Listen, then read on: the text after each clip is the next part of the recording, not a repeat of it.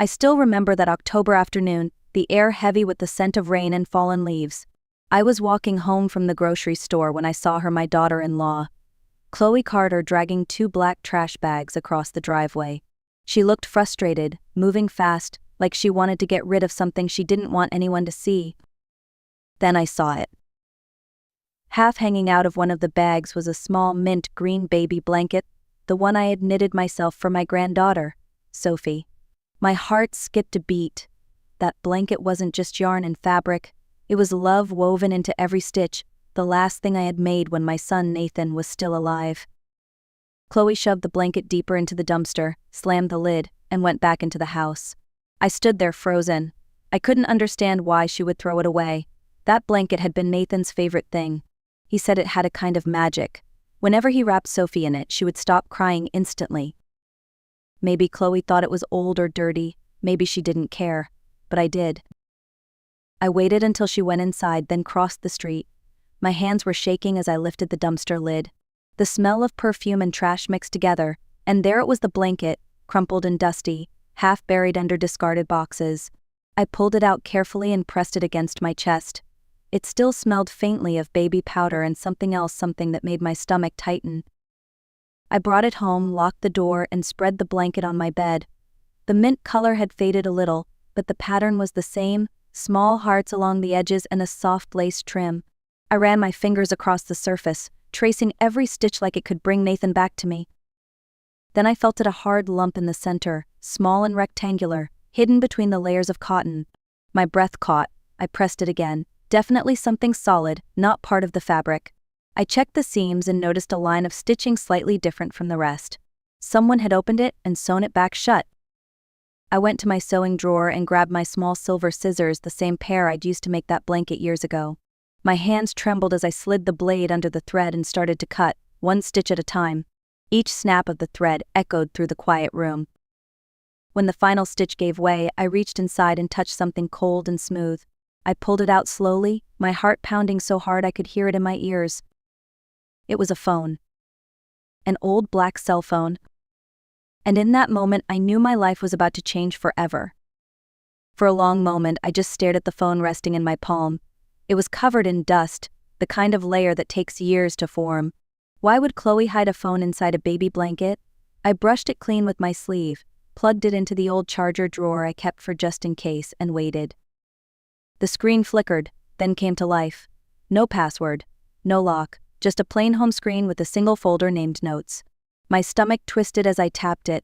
There were dozens of files, photos, messages, and recordings.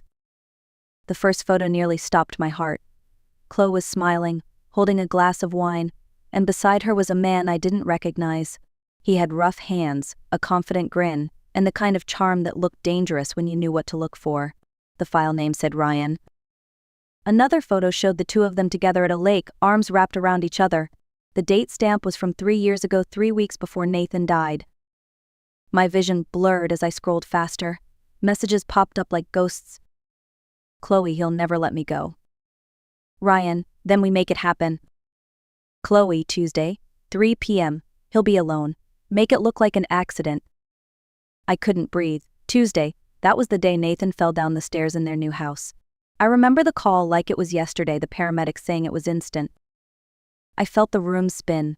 The walls seemed to close in around me. My son didn't fall. He was pushed. I clicked on another file, a voice memo. My fingers trembled as I hit play. Chloe's voice filled the room. Calm, cold, and calculated. He doesn't suspect a thing. I'll tell him I'm working late, but I'll make sure he's home. You know what to do, Ryan. Once it's over, we'll finally be free. The recording ended. Silence swallowed me whole. My hands clutched the phone like it might vanish. My son had trusted her with his life, and she had planned his death. I pressed the power button, staring at my reflection in the dark screen. I looked older than I remembered, grayer, heavier, hollow. But beneath the grief, something else began to stir, a quiet, burning anger. She thought she had buried her sins in the folds of a baby blanket. But what she didn't know was that she had handed me the key to her destruction. That night, I didn't sleep. I sat in my small living room with the phone on the table, the only light coming from the old lamp beside me. I kept replaying the voice memo, hoping I'd misheard something. But no, every word was clear. My daughter-in-law had planned my son's death with another man. I thought back to Nathan's funeral, the way Chloe cried without tears, clutching Sophie like a prop. Everyone had said she was brave, so strong for a young widow, they whispered. I remember how she wore a black dress that looked more like a statement than mourning, and that faint smile when people weren't looking. It haunted me now. My mind ran through the years that followed. She sold the house 6 months later, bought a new car, took vacations to heal, and every time I asked to see Sophie, she made excuses. She's sleeping, she's with friends, we're busy. I had blamed grief for her distance. Now I saw it for what it was: fear. She had been hiding more than her guilt. She had been hiding the truth. I stared at Nathan's photo on the wall, his smile, his eyes, the quiet kindness that had filled every corner of our lives. I'm so sorry, I whispered. I should have seen it. But sorrow wouldn't bring him back, and it wouldn't protect Sophie. I picked up the phone again. I didn't know how far this went, but I knew one thing: this wasn't over. I needed help, someone I could trust completely. There was only one person who came to mind: Helen Moore, my next-door neighbor and my closest friend for 40 years. Helen had been there through everything: my husband's death, Nathan's wedding, even the night I got the call about the accident. When I knocked on her door the next morning, she opened it before I could say a word. One look at my face, and she knew something was wrong. I need to show you something, I said. And once I do, you'll never see Chloe the same way again. Helen and I sat at her kitchen table, the morning sun spilling across the white tiles. I handed her the phone, my hand still trembling. She listened to the recording in silence, her face hardening with every word. When it ended, she leaned back slowly, eyes wide. Good Lord, Grace, she whispered. That woman didn't just cheat on your son, she killed him. I nodded, feeling the truth settle like a stone in my chest. And she got away with it. Helen straightened her glasses, her mind already working. If we're going to take this to the police, we'll need more than a few messages. She'll say it's fake. We need proof that ties her to him and to money. She turned her laptop toward me. Let's start with the man, Ryan Hale. It didn't take long. He had a public profile, a construction manager for a renovation company in downtown Portland. A smiling photo with coworkers, another of him fishing by a lake, and one of him standing beside a luxury SUV. His life looked comfortable, too comfortable. Helen scrolled down and froze. Grace, look at this. The date on one post read 3 months after Nathan's death. Ryan was holding a set of keys, captioned, New Beginnings. Behind him, the house in the background looked disturbingly familiar. It was Chloe's. We dug deeper. Property records showed that the house Nathan and Chloe had lived in had been sold shortly after the funeral for nearly $500,000. The same week, an insurance payout of $500,000 had been issued in Chloe's name. And 2 months later, there was a recorded bank transfer from Chloe Carter to a personal account under Ryan Hale, $200,000. Helen exhaled. She didn't just fall in love, Grace. She financed her new life. I sat back, numb. The betrayal cut deeper than I thought possible. My son had worked 12-hour shifts as a doctor, saving for his family's future. And she turned that future into blood money. I looked out the window, where Sophie's toys still sat in Chloe's yard next door, tiny reminders of the innocents caught between monsters. She killed Nathan for money, I said quietly. But I swear to you, Helen, she won't get away with it. Helen reached across the table and took my hand. Then let's make sure she doesn't. The next few days passed in a blur of research and quiet tension. Helen and I spent every evening poring over records, news articles, and anything that could connect Chloe and Ryan to something bigger. But what we found next wasn't what either of us expected. Helen came over one morning, holding a folded piece of paper she had pulled from her printer. Grace, you're not going to believe this, she said, sliding it across my table. It was a copy of Sophie's birth certificate. I had seen the original once framed in Chloe's hallway years ago, but this one was different. Under Mother's name, it didn't say Chloe Carter, it said Lily Torres. I stared at the name, my mind refusing to process it. Who is Lily Torres? That's what I wanted to know, Helen replied, so I searched, and Grace, she's missing. Has been for almost 4 years. She pulled up a news article on her tablet. Local woman, 28, missing after leaving hospital with newborn baby. Police found signs of struggle in her apartment. The photo hit me like a punch. Lily was young, with kind eyes and long brown hair. She looked like someone who loved her child. someone who would never leave willingly. Helen scrolled to the end of the article. Authorities later found the infant's blanket but no trace of the baby. The case remains unsolved. The blanket. My chest tightened. The mint green one I had made. Could it be? Helen leaned closer. Grace, what if Chloe didn't just take Nathan's life? What if she took someone else's baby before that? The room went silent. The truth settled between us like a storm cloud. If Lily was Sophie's real mother, then Chloe's crimes went far beyond greed. I felt the blood drain from my face. She stole a child. She killed my son. God knows what else she's capable of. Helen's voice shook. We need to go to the police. I nodded slowly, my jaw set. Yes, but first we gather everything. Every document, every message, every trace. Because when we walk into that station, I want there to be no way out for her. By the time we gathered everything, I had a folder so thick it barely closed, printed screenshots, bank transfers, photos, and that cursed phone sealed in a clear plastic bag. My hands trembled as I carried it into the Portland Police Department, where Detective Mark Reynolds met us in his office. He was in his 50s, calm, sharp-eyed, the kind of man who had seen too much but still cared. He listened carefully as I spoke, taking notes, stopping only to ask for dates or details. When I played the recording of Chloe and Ryan, his pen froze mid-air. When the voice memo ended, he leaned back and exhaled. Mrs. Bennett, I'll be honest. If this is real, it's not just a domestic case. It's a murder investigation and possibly more than one. Helen looked at me, then back at him. Detective, it's real. We have records, transfers, even the original phone. Reynolds nodded, his expression turning grave. All right, I'll reopen your son's file. And I want our forensics team to re-examine the evidence from the supposed accident.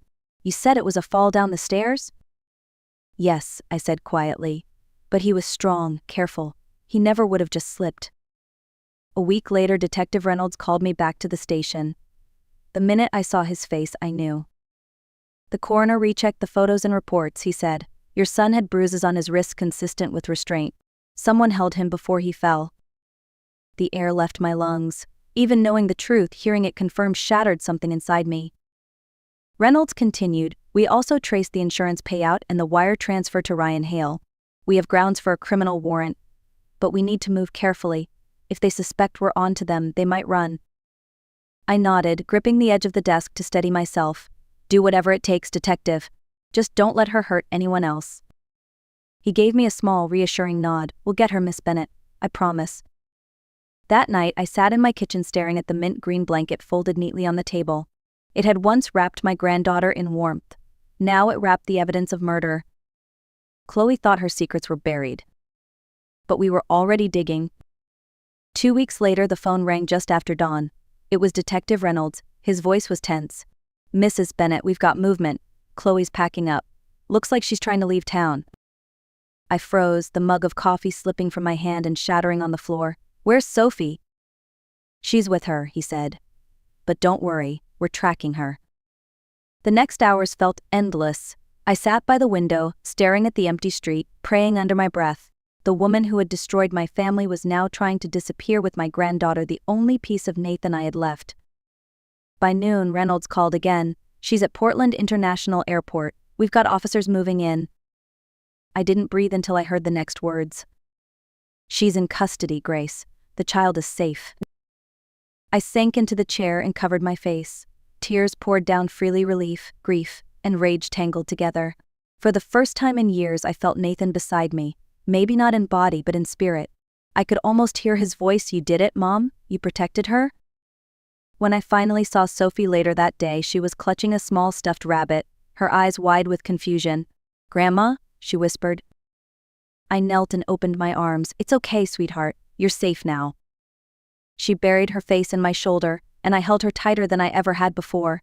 The world outside could wait. Right then, it was just the two of us, survivors of the same storm.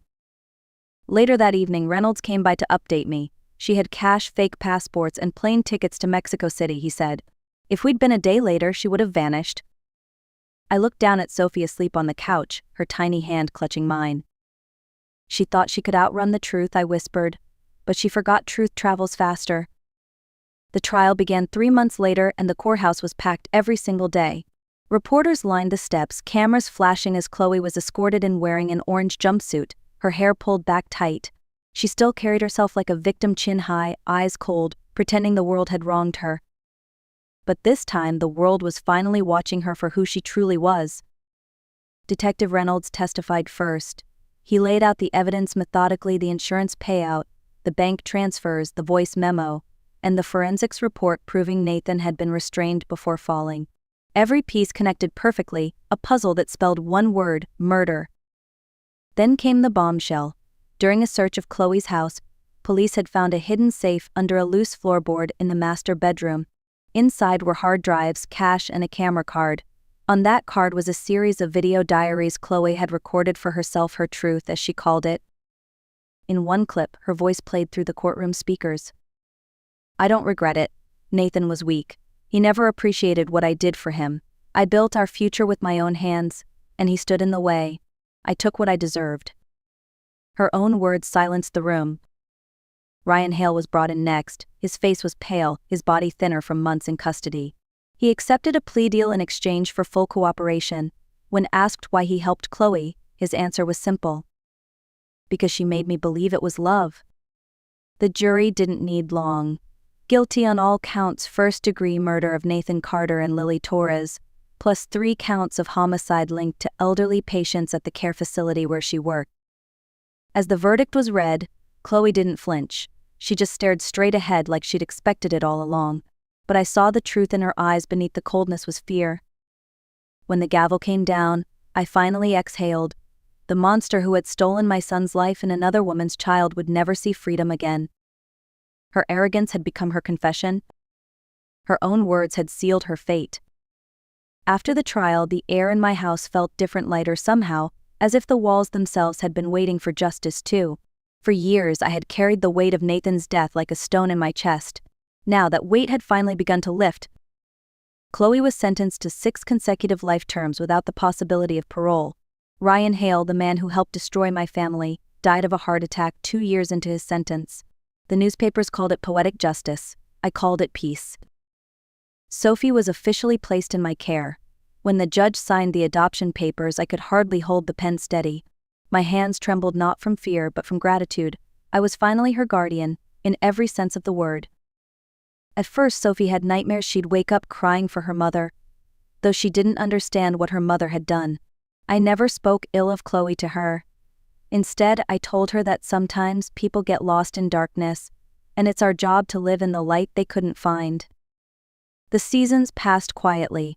I filled our home with laughter again, baking cookies, planting flowers, reading bedtime stories. Little by little, Sophie began to smile without fear.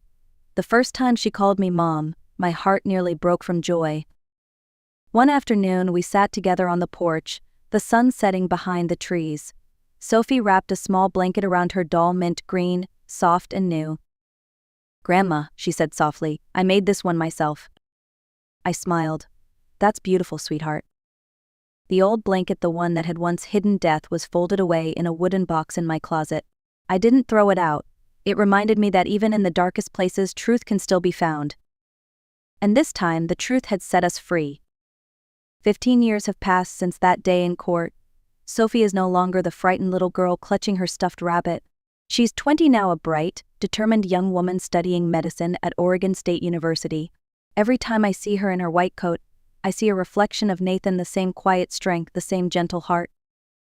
Last Christmas, she came home with a surprise. She handed me a neatly wrapped box and grinned the way she used to when she was small. Inside was a blanket, soft and mint green, with tiny hearts stitched along the edges. "I made it myself," she said proudly, "like the one you used to keep for me. But this one has no secrets." I pressed it to my chest and felt tears fill my eyes. "It's perfect," I whispered.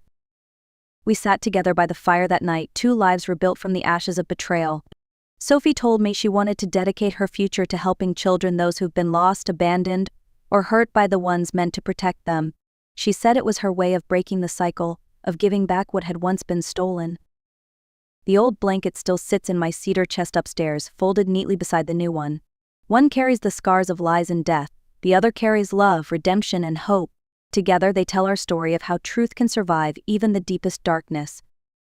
As I look at Sophie now, laughing by the firelight, I realize that vengeance was never the end. Justice was only the beginning. What truly matters is what we choose to build from the ruins. The truth will always rise. And love, real love, will always endure. If this story touched your heart, don't forget to like, share, and tell me where you're watching from, because every story of courage deserves to be heard.